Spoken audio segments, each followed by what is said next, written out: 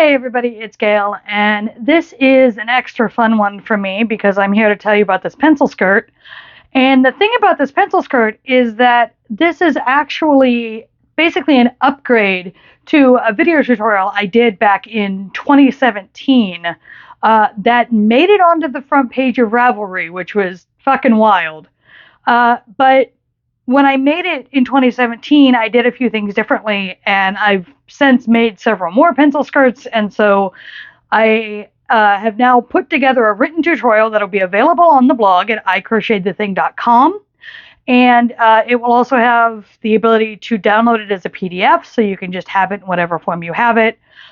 So the 1.0 version is going to stay up. It'll be there for you, but this will be a new one with some added bits and pieces, which I'm going to talk to you about now. So in terms of basic structure, I always build my pencil skirts the same. They are worked from the waist down. I start with a single crochet band, and then I just work double crochets all the way down, doing increases usually every third row.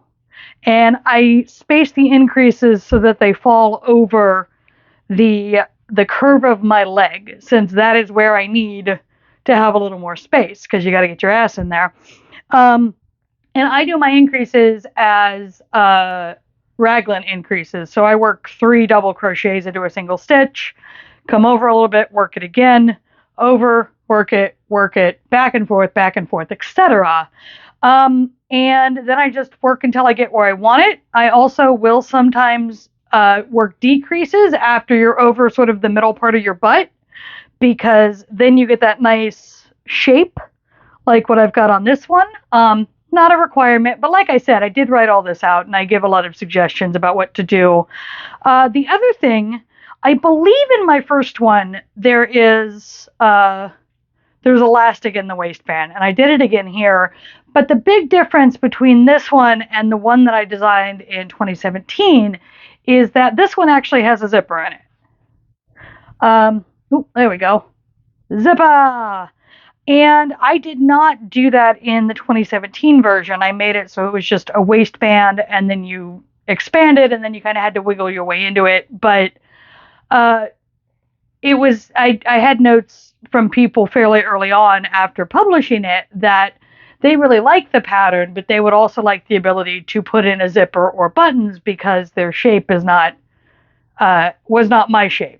And so I've actually started putting zippers in, just because it also gives me an extra bit of hold in terms of keeping the skirt up. Or, you can use buttons. And I really like that. So when I started doing that, I was like, I really should write this all down again. And so now I have. You make it in worsted weight yarn, at least I do. And I work this on an H hook. This is Knit Pick Swish.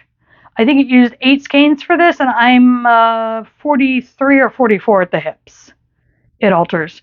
But you can make this out of any weight of yarn that you would like to. I recommend a wool or a cotton or a linen, obviously, just because those are very standard, good natural fibers that are going to give you some breathability. I used to make these in acrylic. It was gross. That's all I'm going to say. But the instructions that I put together, they are instructions that are meant to be used for whatever yarn you want to use and whatever hook size you want to use. And so they will just be about, you need to know your waist size, you need to know your hip size, and this is the big one.